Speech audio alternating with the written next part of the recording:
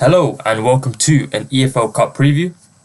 In this video, we're going to go through Southampton against Liverpool in the quarter-final, which is a Wednesday 8 PM kickoff, and I've got three potential angles to cover.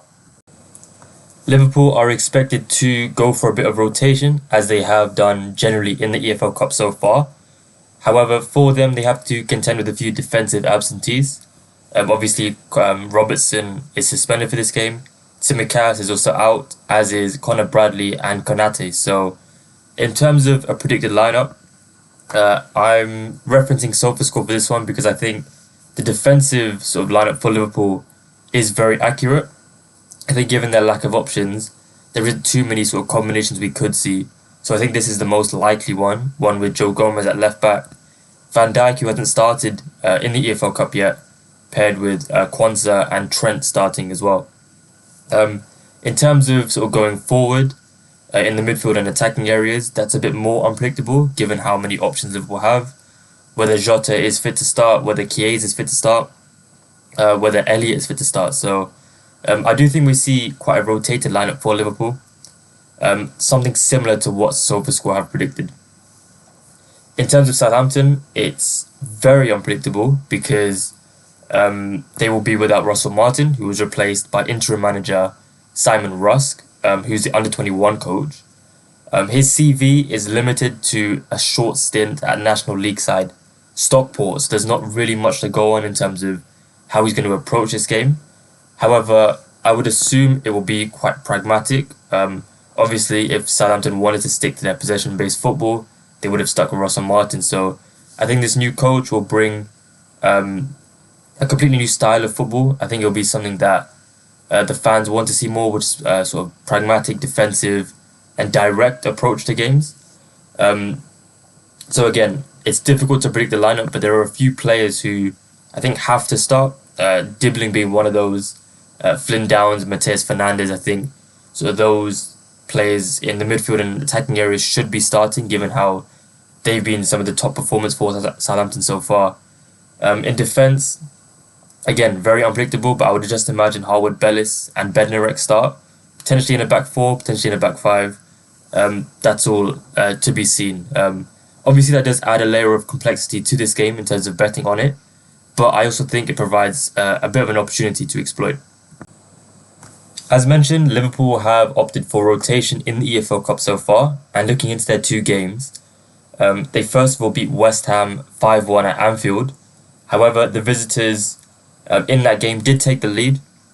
They also had Edson Alvarez sent off after 70 minutes or so not very ideal for them to have shots. But in the end, they did still manage 12 shots, 3 on target, and they forced 3 saves. So plenty of chances for the Hammers, despite sort of not favourable conditions for shots.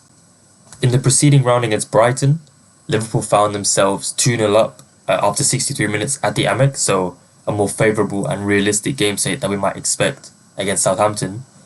And they were succumbed to a sort of barrage of shots from the home side. So they had 19 shots, they obviously scored twice, and they also forced 5 opposition goalkeeper saves.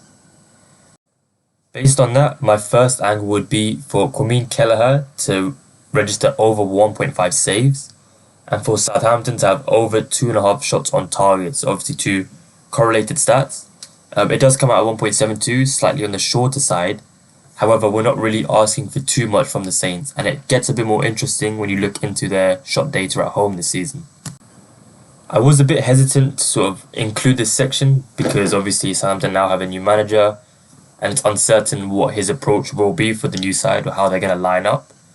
However, if we look into how the Saints have performed at home so far this season, we can see they're only averaging 8.78 shots per 90, which is nothing remarkable. It's actually pretty low. However, they do tend to be quite accurate. They're averaging 3.78 shots on target per 90, so quite a high shot on target percentage there. They've actually hit at least 3 shots on target in 7 out of 9 games. And if we look into how they performed against Liverpool earlier in the season, or not too long ago actually, they lost that game 3-2. They did put up a really good fight. They had 5 shots on target in total. Obviously, one of those was from the penalty spot, and then one of those was from the rebound of the penalty. So if we exclude those two, they've still had 3 shots on target. So they had plenty of chances against Liverpool at home, and considering now we're expected to get a sort of rotated Liverpool side, not quite as sort of full strength as they could be, there's every reason to believe that they should find even more success. So I do quite like that angle as a first bet. Moving on to my second bet, which is for Endo to register 2 or more fouls, which is currently top price with Sky Bet at 1.73. As mentioned in the predicted lineups, I expect Endo to start this game in the heart of midfield for Liverpool, although that area of the field is a bit uncertain. But his only 2 starts this season have come in the EFL Cup. In both of those, he made at least 2 fouls. Obviously, he hasn't really been given much of a role under Arne Slot so far, so it's difficult to sort of read into this season's data. However, the player stats graph I've got up now is for last season's data, and as you can see, he averaged 2.32 fouls per 90 last season in all competitions, which is a notable amount. When actually looking deeper into those games, whenever he's played at least 60 minutes or more, he's landed 2 or more fouls in 20 out of 25 last season, so an 80% hit rate, and that makes this price of 1.73 with Sky look fantastic. For some context, the same bet is 1.36 with Paddy Power, so a sort of massive discrepancy which highlights the value on offer. In terms of his matchup, he'll likely find duels against the likes of Dibbling, Mateus Fernandes, Flynn Downs, assuming those 3 players start, and it's a good matchup for him. So given the data, given the matchup, really like this price of 1.73 with Sky. Potentially can double with either of those 3 players that I mentioned to draw a foul. Dibbling, Mateus Fernandes or Downs. Might have to wait for lineups for that one. But Endo to register 2 or more fouls is my second bet of this game. For the third and final bet, I'm going to go with a player who I backed a lot last season, and it's for Joe Gomez to register a shot, which is currently top priced at 1.72 with Bet365. Against Fulham, when Robertson was sent off, he shifted into a makeshift left-back role, with Gravenberch slotting into the heart of defence. And in that game, he actually managed his first shot from open play all season. If we look back to last season, it was a sort of similar situation in which Robertson and Tsimikas were out for large parts of the season, which in turn forced Gomez into that left-back role. Obviously, playing as a fullback, he's afforded a bit more freedom than centre-back to get forward into the sort of attacking third. And he also showed a propensity to shoot from distance in search of his first Liverpool goal, which he still failed to score. If we look into his data last season, where he played in this left-back role a lot, he averaged 1.09 shots per 90, which is pretty sizable. But again, if we think about how Southampton are going to approach this game, if they are to be quite pragmatic, if they are to sit deep, that should only work to invite Gomez forward. It should also lead to a sort of uptick in set pieces for Liverpool.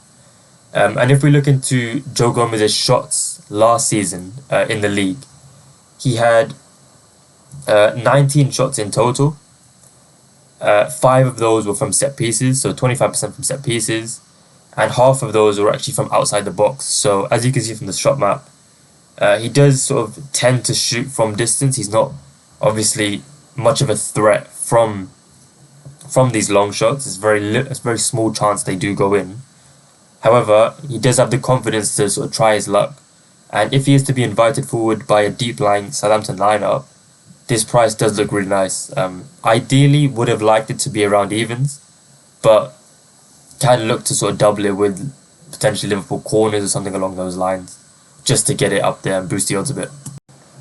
So that will be all the bets for this game, for this video. Just to recap, the sort of angles I have in mind are for Southampton to have over 2.5 shots, and Keller to make over 1.5 saves. Then Endo to make 2 or more fouls at 1.73 with Sky, and then Gomez to register 1 or more shots at 1.72 with Bet365. I'll have all of these posted up on my Telegram channel. If you're not in that already, make sure you do join. The link will be in the description. I'm going to sort of focus on these sort of more pre-recorded videos, just as the fixture schedule gets a bit more packed. Gives me a bit more freedom, so plenty of content to be expected over this busy period. Make sure you are subscribed if you're not already. And best of luck for any bets you go with, and I will see you all on the weekend.